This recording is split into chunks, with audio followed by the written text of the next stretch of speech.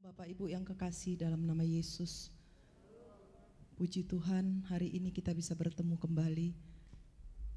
Pastor Daniel masih di Medan, tolong doakan supaya dalam bersegera dia bisa lebih banyak di tempat ini. Sehingga dalam hari-hari kita selalu bisa diperlengkapi, kita bisa selalu bertemu dalam kebersamaan melayani Tuhan di kota ini. Puji Tuhan saudaraku, bersyukur pada hari ini kalau kita sudah dibawa masuk dalam tahun 2024 ini. Dan ada satu yang berbeda pada hari ini, mungkin kalau kita bisa lihat bagaimana orang-orang yang sudah terlibat selama ini melayani, bahkan sudah bertahun-tahun mungkin, tapi dalam kestatusan dia mungkin belum terdaftar sebagai pelayan. Tapi hari ini saudaraku, hal itu bisa diperbaharui dengan yang ikut dalam doa Kamis ini adalah orang-orang yang sudah melayani. Karena kembali lagi, apalah gunanya status kalau sesungguhnya hidup kita tidak dalam panggilan kita yang sesungguhnya. Bahkan mungkin dalam 1 tahun sekalipun mungkin ada juga yang sudah terdaftar sebagai pelayan, tidak pernah datang doa pelayan. Saudaraku, ini bukan hanya basa-basi untuk kita katakan kita duduk bersama-sama dalam doa orang-orang yang sudah melayani. Saya sangat percaya sekali saudaraku, kalau Tuhan memanggil kita, Dia pasti punya tujuan untuk kita semuanya. Kalau Dia membawa kita ke tempat ini, Dia pasti punya satu tujuan jauh lebih besar dari apa yang dapat kita jangkau dengan pikiran kita. Saya teringat saudara, ketika saya mulai melayani tahun 83, tahun 1983 di kota Bandung, saya menyadari sampai hari ini, ternyata perjalanan hidup saya dalam melayani Tuhan, ada sesungguhnya yang boleh saya tuai hari-hari dalam kehidupan saya, dalam perjalanan kehidupan saya. Saya baru berulang tahun, 57 tahun, minggu lalu saudara. Dan saya melihat satu kebenaran, bahwa tidak pernah sia-sia apa yang pernah kita tabur saudaraku. Betullah ada satu pujian mengatakan hidup ini adalah kesempatan untuk melayani Tuhan. Mungkin ada tahu lagu itu ya, hidup ini adalah kesempatan. Mungkin kalau kita dengar lagu itu kita merasa, oh iyalah, betul ya. Atau hanya biasa-biasa saja, tapi coba lebih dalam renungkan lagu ini. Hidup ini adalah kesempatan untuk apa katanya? Untuk melayani Tuhan. Karena akan tiba saatnya nanti kita gak berdaya lagi atau kita sudah dipanggil pulang ke rumah Bapa. Gak ada lagi kesempatan untuk kita melayani. Berbahagialah yang masih muda-muda saat ini. Engkau sudah dipanggil untuk boleh melayani Tuhan. Berbahagia juga yang sudah tua-tua. Saya ingat pertama melayani dengan semangat awal-awal pelayanan. Saya ini mem-PA-kan Ibu Juni. Nia Ibu Juni ini kalau dia begitu semangat, sekarang dari dulu dia memang semangat. Ada Ibu Lucida, kami PA bersama-sama. Kami berdoa bersama-sama, kita ada jadwal doa dulu ya di rumah saya ya. Kami selalu rajin, rumah saya itu dulu di Jalan Kelapa Sawit itu masih sepi. Masih jarang mobil. Kalau pergi ke sana dulu masih sepi ya Bu Juni ya. Tapi mereka rajin, mereka datang. Dan saya percaya apa yang mereka terima sekarang ini. Mereka dapat suami yang mengasihi Tuhan. Mereka memiliki keluarga yang bahagia. Saya percaya hari-harinya itu ditabur dengan apa yang sudah pernah dia tuai, dengan apa yang sudah pernah dia tabur. Karena itu saudaraku, mari kita sama-sama buka 1 Korintus 15 ayat 58. Biarlah hari ini menggairahkan kita kembali saudaraku. Bagaimana kita dipanggil menjadi pelayannya. Melayani dia. 1 Korintus 15 ayat 58 kita baca bersama-sama. 1 Korintus 15 ayat 58. Ada dibuat di sana, ada enggak? Bisa enggak? Biar semua bisa melihat.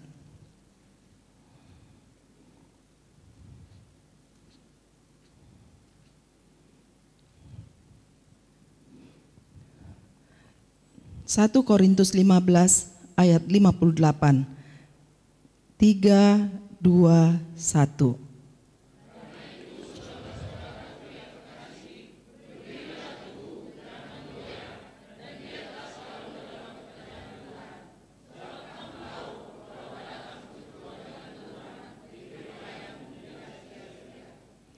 Karena itu, arti kata di sini karena itu, dia sedang menyimpulkan sesuatu dari apa yang sudah dikatakan sebelumnya. Dikatakan di sini, karena itu,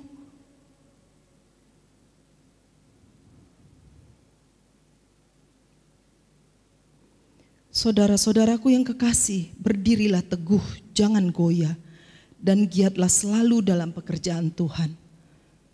Saya begitu terharu mendengar perkataan ini. Dikatakan jangan goyah, giat selalu. Berarti banyak orang yang melayani Tuhan di tengah jalan goyah. Benar saudaraku?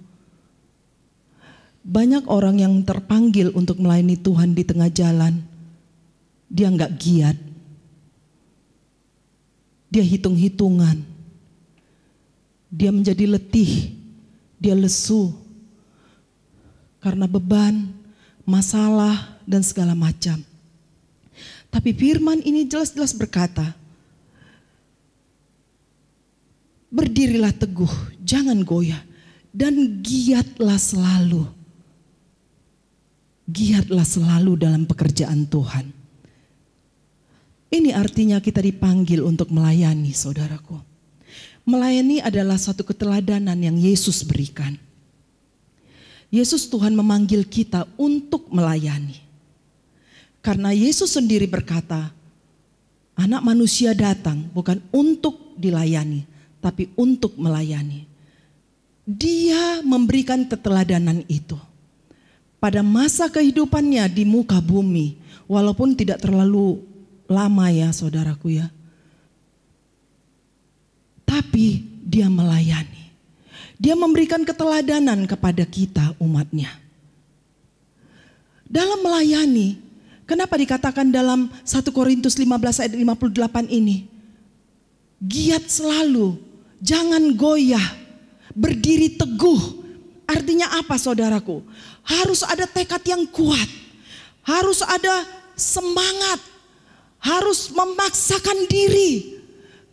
Saya katakan pada saudara, seringkali kita dihadapkan kepada kemalasan. Seringkali kita dihadapkan suatu pilihan.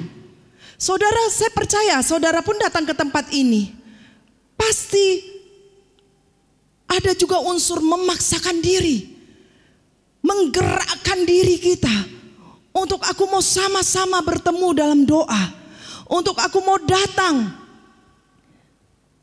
Orang yang melayani harus disertai dengan hati yang gembira saudaraku. Hati yang sukacita.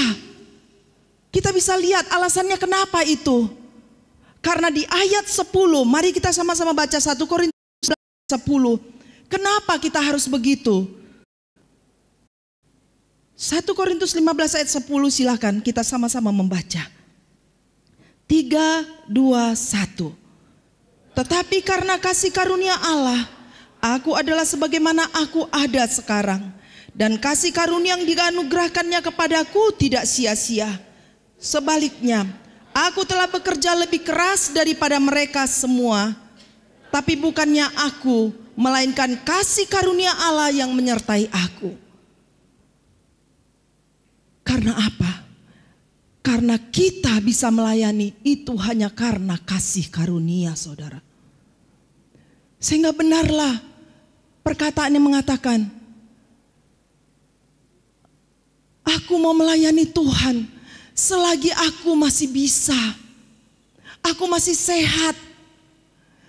Karena akan datang waktunya, mungkin aku gak bisa lagi.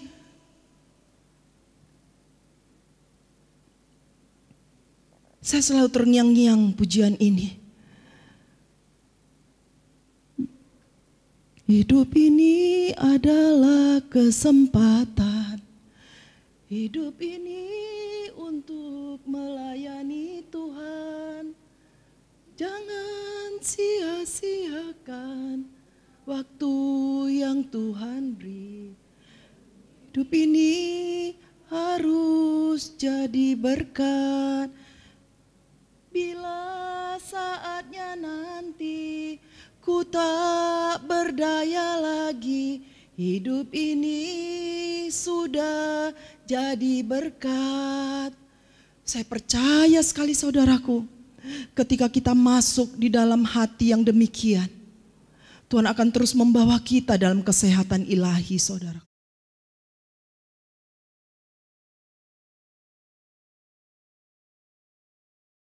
Kita harus memaksakan diri.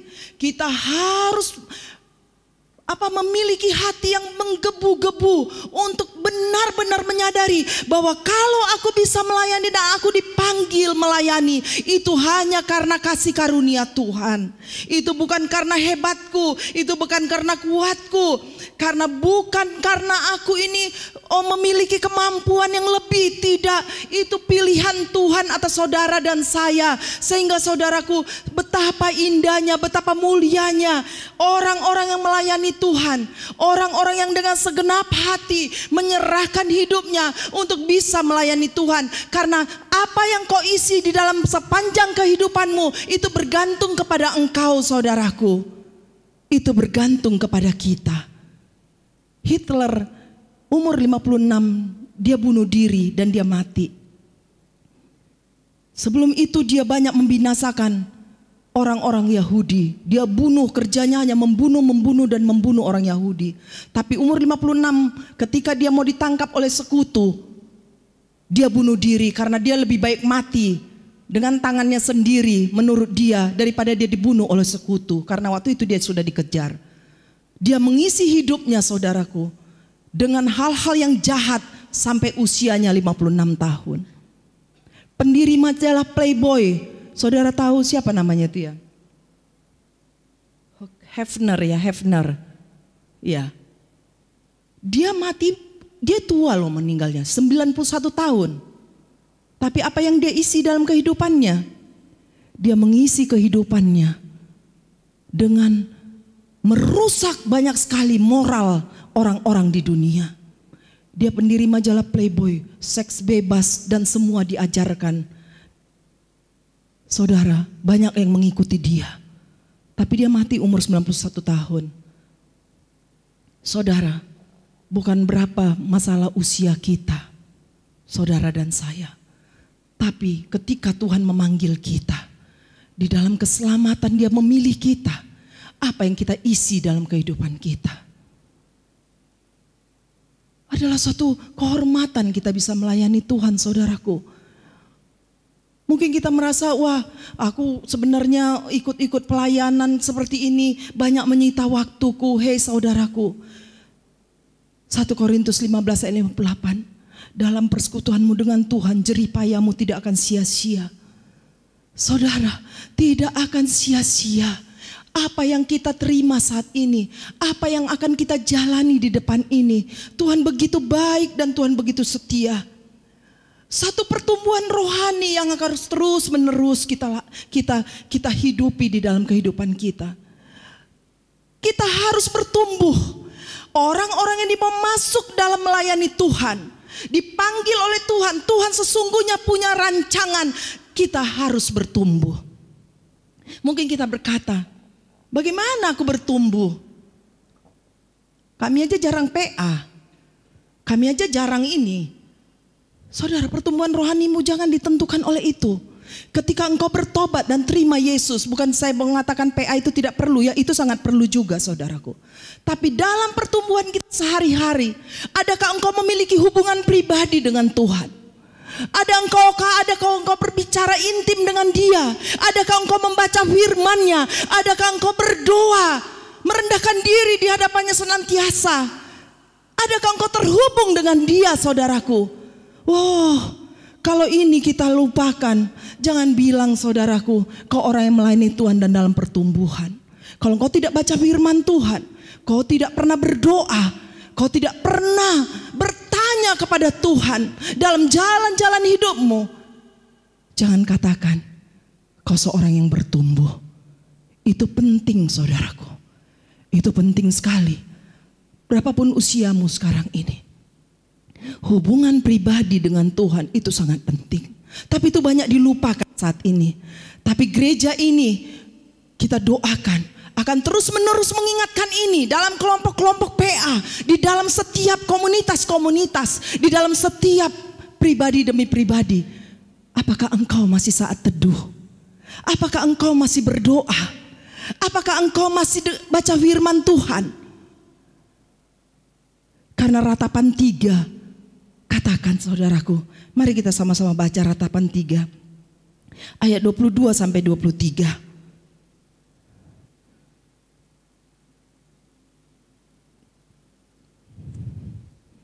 Tak berkesudahan kasih setia Tuhan, tak habis-habisnya rahmat-Nya. Selalu baru tiap pagi, besar kesetiaanmu. Tak berkesudahan kasih setia Tuhan, baru setiap hari.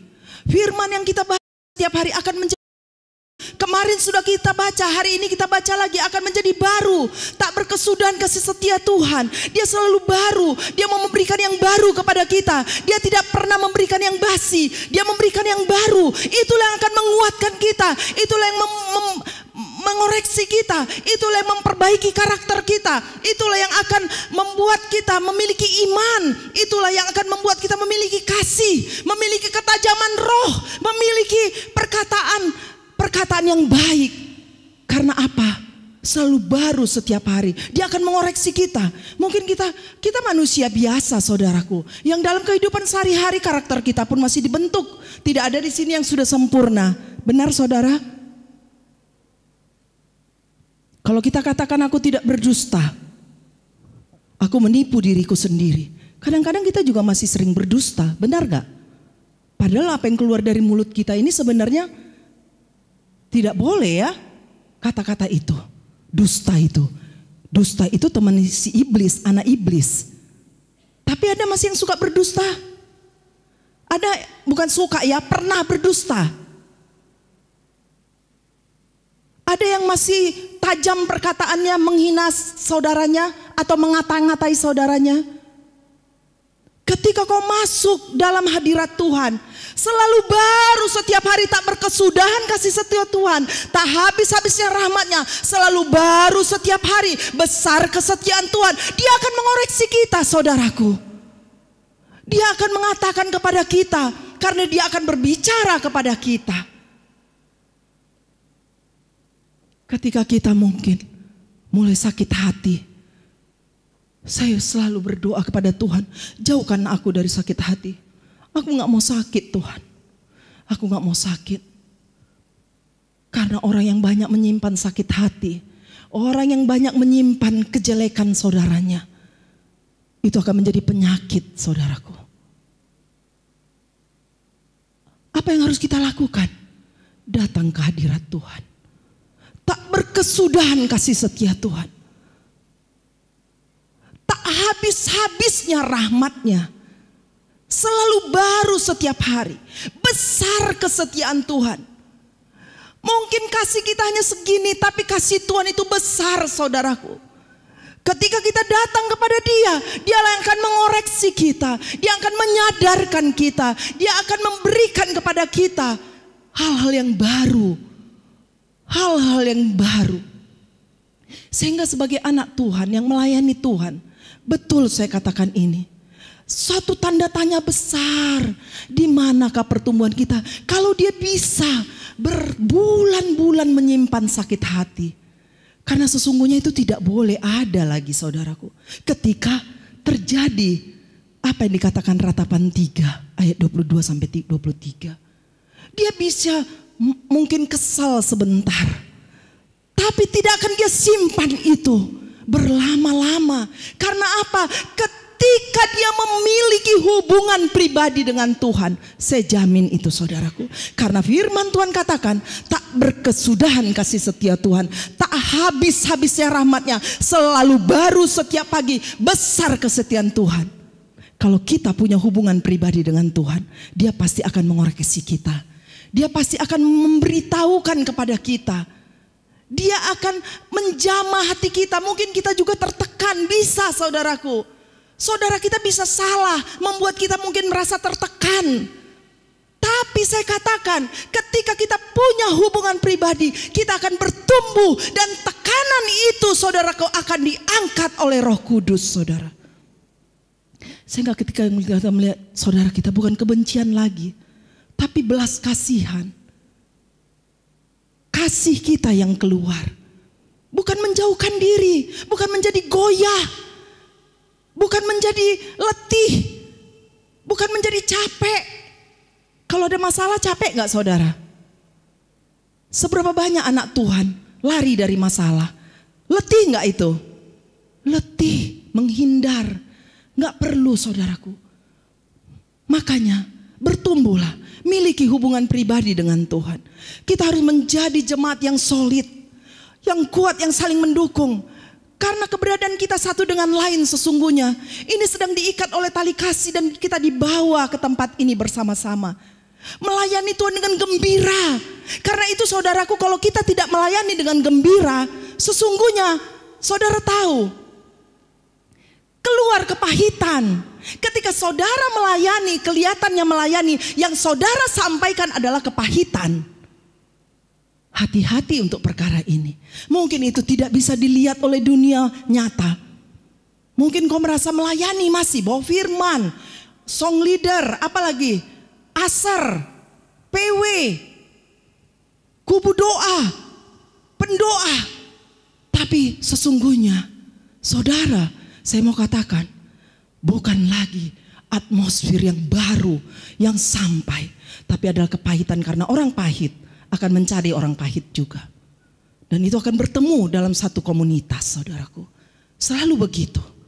Karena itu, mari kita sama-sama bertumbuh dalam kasih karunia Tuhan. Karena apa? Karena Dia sudah lebih dahulu mengasihi kita. Dia sudah lebih dahulu mengasihi kita. Dia sudah lebih dahulu memilih kita. Motivasi melayani kita. Mengapa kita harus giat? Mengapa kita harus melayani? Mungkin jawabannya tadi itu saya sudah kasih tahu. Karena kasih karunia saja jawabannya. Kalau karena hanya kasih karunia saja saudaraku, mari kita layani Tuhan dengan sukacita, dengan gembira. Supaya apa? Ada hal-hal baru yang selalu kita dapatkan dalam kehidupan ini. Hal baru apa itu Ibu Pastor? Saya nggak bisa jawab, tapi hal baru yang begitu banyak saudara. Hari depanmu penuh pengharapan. Anak cucumu akan dikenal di bumi. Engkau tidak akan meminta-minta roti, tapi engkau akan membagi-bagikan. Engkau tidak akan pernah berkekurangan. Engkau akan tertawa akan hari depan. Apapun kondisi kita ketika kita memiliki hati yang demikian.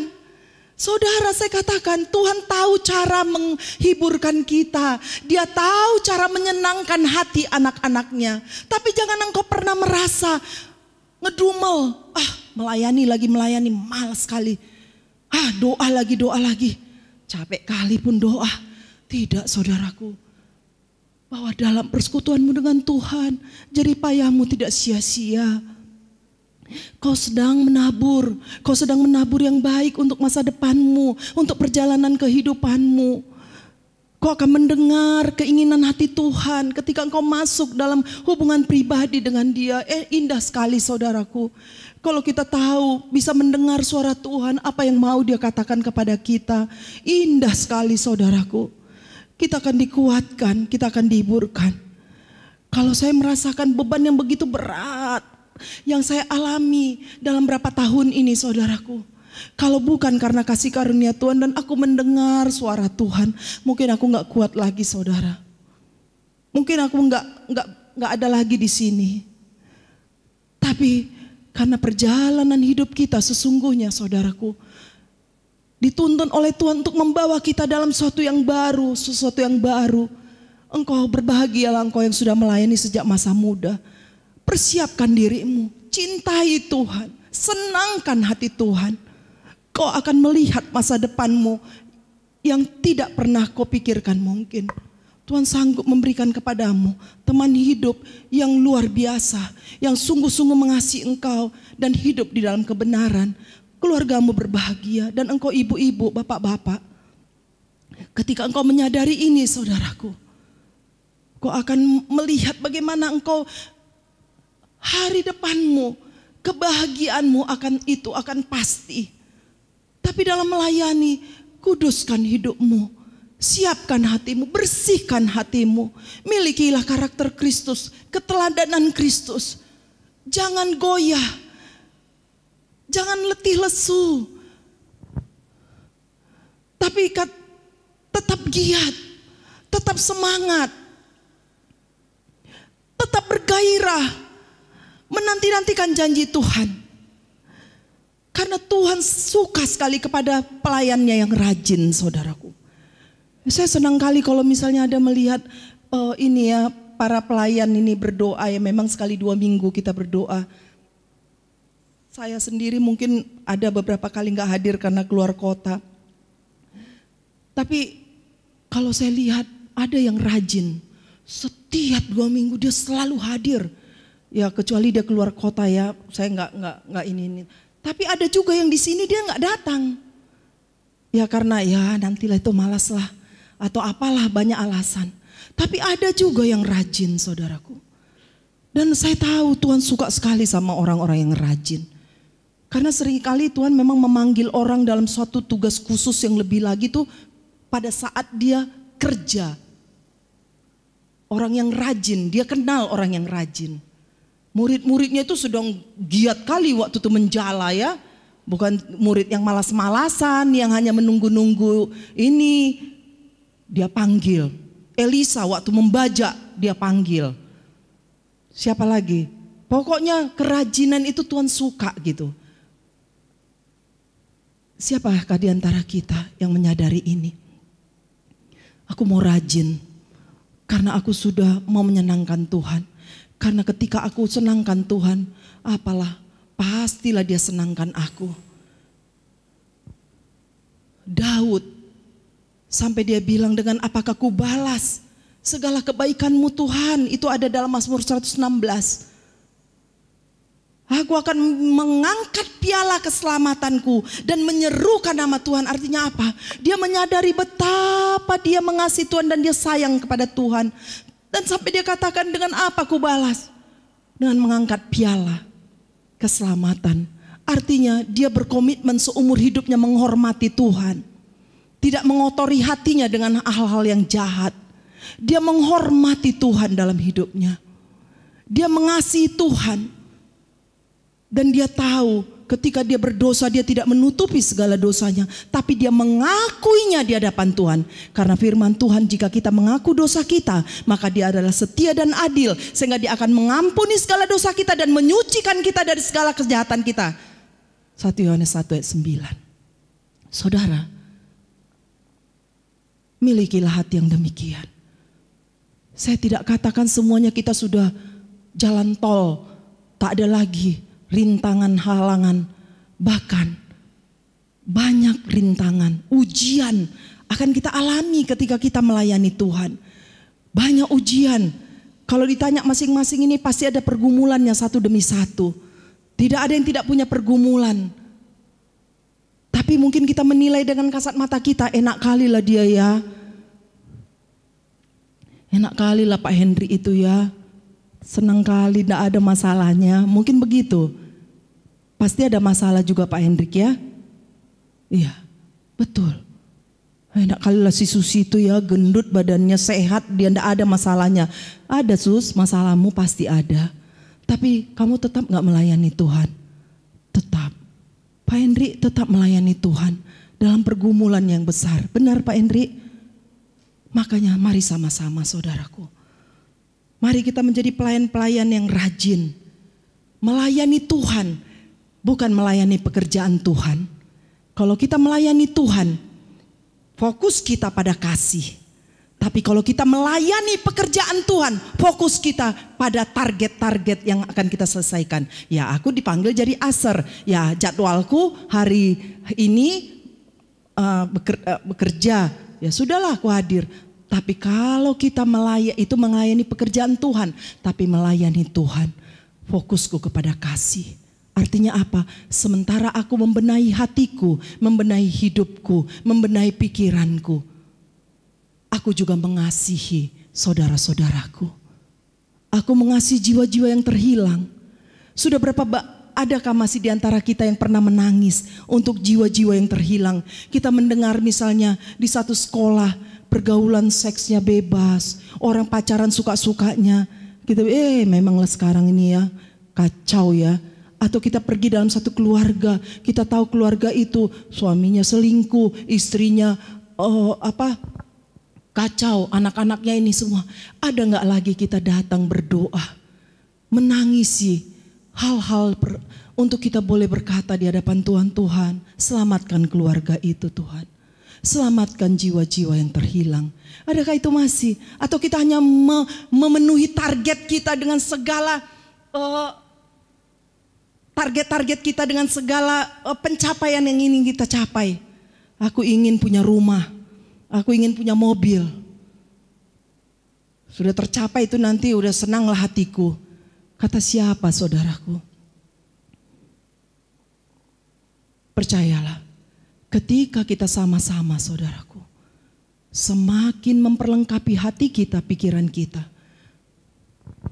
memiliki hubungan pribadi dengan Yesus, memiliki keteladanan Yesus yang akan mengoreksi hidup kita. Dia akan membawa kita masuk di dalam kesukaannya. Dia akan membawa kita untuk terus membuat kita menjadi karakter yang berbeda saudaraku. Kita menjadi teladan bagi banyak orang. Kita menjadi seorang yang rendah hati. Kita menjadi orang-orang pilihan yang bisa dibaca oleh banyak orang. Sekalipun kita mungkin belum berkata-kata. Karakter Kristus yang ada di dalam kita. Menjaga perkataan kita. Menjaga hati kita. Untuk kita benar-benar menjadi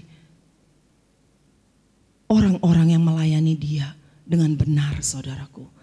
Pelayan-pelayan yang penurut. Pelayan-pelayan yang tidak suka memberontak saudaraku. Melayani dengan gembira. Jangan berpikir, memerintah-merintah aja kerjanya tuh. Dia sendiri tidak melayani, tidak jelas apa gimana.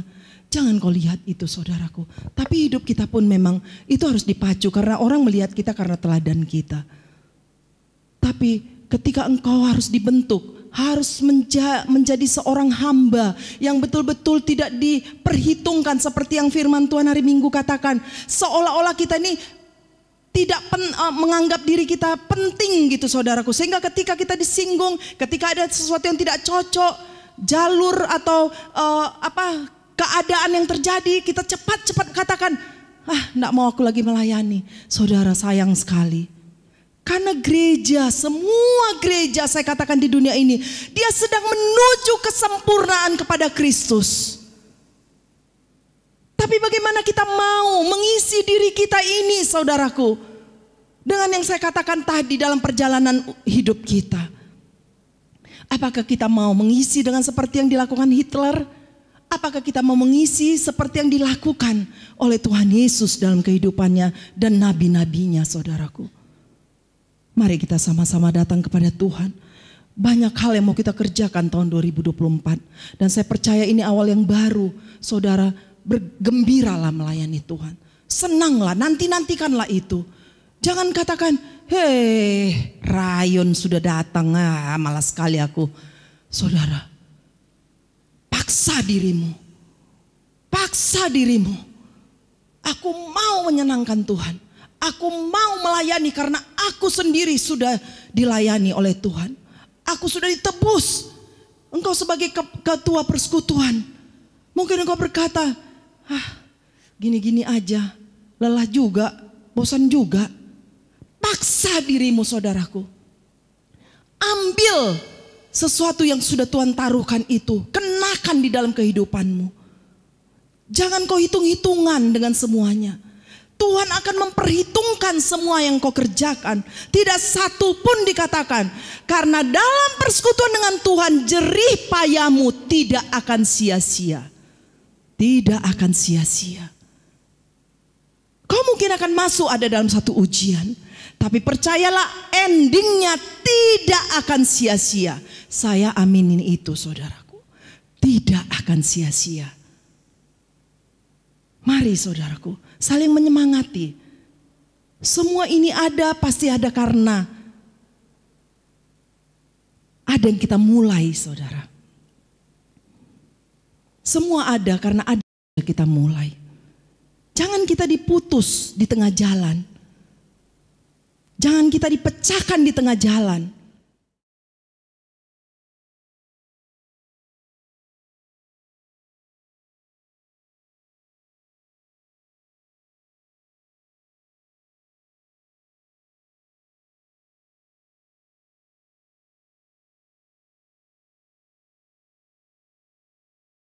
Ya, pastikan saudaraku, Tuhan akan senangkan kita dengan segala kebaikannya.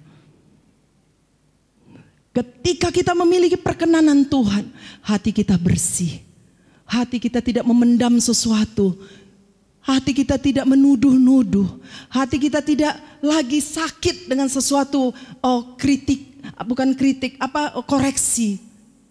Itu tandanya Tuhan sedang membawa kita dalam tujuannya. Percaya saudaraku, mari kita datang pada Tuhan. Kita akan berdoa saudaraku. Kita rindu tahun 2024. Mungkin ada yang mau pergi doa Indonesia ya Pak ya, puji Tuhan. Tahun 2024 kita akan memulai satu doa. Kita merindukan adanya ibadah sore saudaraku. Yang dilakukan kita merindukan ada penjangkauan kepada pemuda. Ya saudaraku ya, dan TNG juga. Tahun 2000 mungkin dalam berapa bulan inilah ya saudaraku ya, itu akan digodok nanti oleh beberapa para pemimpin juga. Tapi kita berdoa saudaraku. Saya harus memberitahukan ini kepada kita supaya kita bersiap-siap juga. Terus saya mohon meminta, ini adalah doa orang-orang yang sudah melayani. Kalau saudara mau berdoa silakan berdoa. Tapi di sini ada juga beberapa diaken saudaraku. Ada Bu Alin, ada Bu Posma, ada Pak Heri, ada Pak Anton, Ibu Weber, ada Bu Esti, Pak Joelson, Pak Rudol, Ibu Juni saudaraku, Ibu Christine, Pak Enikson, Ibu Renata. Mari kita buat sama-sama. Doa ini menjadi doa yang hidup saudaraku. Jangan juga kita menjadi pendengar saja, tapi mari kita aktif saudara ya. Mari para pemimpin mari aktif. Mari kita gairahkan setiap 2 minggu ini, doa ini menjadi doa yang penuh terobosan. Bukan hanya doa yang hanya menunggu dan menunggu. Satu terobosan harus terjadi saudaraku di tahun 2024. Ada mimpi katanya, Tuhan memberikan kita tahun ini kapal. Coba, senang kali itu pasti Bu Juni, dia suka pergi ke pulau-pulau. Mau ikut Bu Juni menaik kapalnya katanya. Ada yang mimpi demikian. Kita berdoa saudaraku, biarlah apa yang menjadi hasrat dan hati Tuhan itu benar-benar digenapi di tengah-tengah pelayanan ini. Mari kita sama-sama merendahkan diri para diaken. Mari kita gairahkan ruangan ini dengan doa-doa kita kepada Tuhan. Mari engkau saudara-saudaraku yang baru, yang sudah terlibat dalam melayani, berbahagialah engkau saudaraku. Engkau ada dalam jalurnya Tuhan. Engkau ada dalam rancangan Tuhan. Engkau ada dalam panggilan Tuhan. Berbahagialah engkau karena engkau dipanggil dan dipilih, ditetapkan. Karena siapakah kita sesungguhnya sehingga kita dipakainya? Adakah sesuatu yang lebih dalam diri kita saudaraku? Orang hebat lebih banyak di luaran sana, tapi Tuhan memakai kita yang sesungguhnya notabene hanya begini saja. Mari kita berdoa, gairahkan doa ini saudaraku. Kak, sama-sama naikkan doa-doa kita. Kita berdoa untuk ibadah sore, rencana ibadah sore. Kita berdoa untuk komunitas-komunitas yang ada. Kita berdoa untuk orang-orang yang lemah imannya saat ini. Orang-orang yang tertekan, orang-orang yang sakit hati, orang-orang yang tidak giat lagi melayani Tuhan, orang-orang yang goyah. Kita doakan bersama-sama. Kita jangan pura-pura nggak tahu, saudaraku. Itulah fungsinya doa bersama-sama. Kita berdoa mendobrak semua tipu muslihat si jahat. Kita berdoa daerah demi daerah diairi oleh Roh Kudus, saudaraku. Penjangkauan terjadi. Kita memiliki beban jiwa-jiwa. Kita tidak lagi biasa-biasa saja melihat keadaan sekitar kita, tapi kita bisa menangisi daerah demi daerah. Kita sudah pergi membagi-bagikan beras, dan kita mendapati begitu banyak orang yang butuh Yesus, betul nggak? Begitu banyak orang yang menantikan uluran tangan. Adakah kita berdoa untuk itu, saudaraku? Hari ini mari kita berdoa, saudaraku. Engkau yang sudah pergi mungkin ke daerah, kau melihat di sana mereka sangat membutuhkan uluran tangan Tuhan. Mereka membutuhkan Yesus. Mereka orang-orang miskin yang terlantar, yang tidak punya masa depan. Tapi kita tahu ada masa depan di dalam Yesus. Siapakah yang akan menyatakan itu kepada mereka? Kita, saudaraku. Tapi tabur dulu dalam doa, supaya terjadi terobosan, terjadi atmosfer yang baru di daerah itu. Jangan tahan-tahan doamu. Kalau kau tahu satu informasi untuk itu, naikkan doamu. Kita semua akan mendukungnya di tempat ini. Amin, saudaraku. Amin. Mari kita datang pada Tuhan. Kita berdoa. Mari, saudaraku. Para diaken, bangkit, gairahkan tempat ini dengan doa-doa yang mengalir pada saudara-saudara kita yang lain. Haleluya Tuhan. Haleluya, kami merendahkan diri kami Tuhan di hadapan Engkau. Kami bukan siapa-siapa tanpa Engkau Tuhan.